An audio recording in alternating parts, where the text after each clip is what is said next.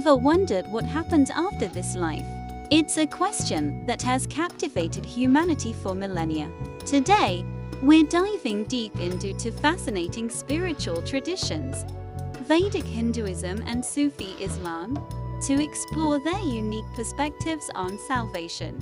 Is it a path open to all, or reserved for a select few?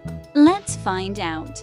First, let's talk about Vedic Hinduism, one of the world's oldest spiritual systems. The ultimate goal here is moksha, which means liberation. Liberation from what? From samsara, the endless cycle of birth, death, and rebirth. Imagine being stuck on a cosmic merry-go-round for lifetime after lifetime. Moksha is how you get off. How do you achieve it? Through three main paths or yogas. Karma yoga, the path of selfless action. Jnana yoga, the path of knowledge and wisdom. And bhakti yoga, the path of devotion. The beauty of this is its flexibility. It doesn't say there's only one right way. Instead, it offers multiple paths, suggesting that salvation is a universal possibility, accessible to anyone who sincerely seeks it, regardless of their background. Now, let's journey over to Sufi Islam. Sufism is often described as the mystical heart of Islam. While mainstream Islam focuses on salvation through submission to God's will and following the 5 pillars, Sufism adds a deeply personal, experiential layer. The ultimate goal for a Sufi is Fana, which means annihilation of the self in God. It's about dissolving your ego and individual identity to experience a profound, loving union with the divine.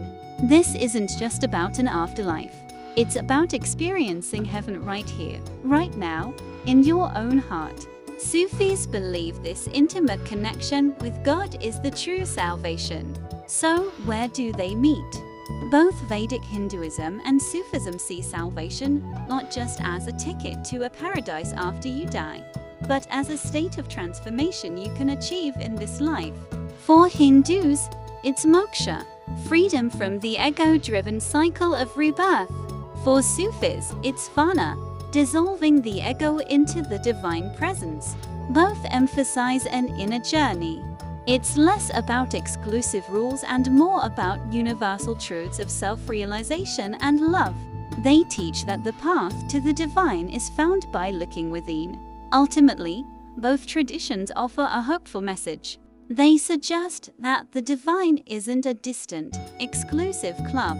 Instead, the door to liberation, to union, to salvation, is open.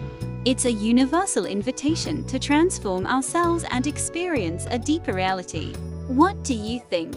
Are there other traditions with similar ideas? Let me know in the comments below. Thanks for watching. And don't forget to subscribe for more deep dives into the world's wisdom.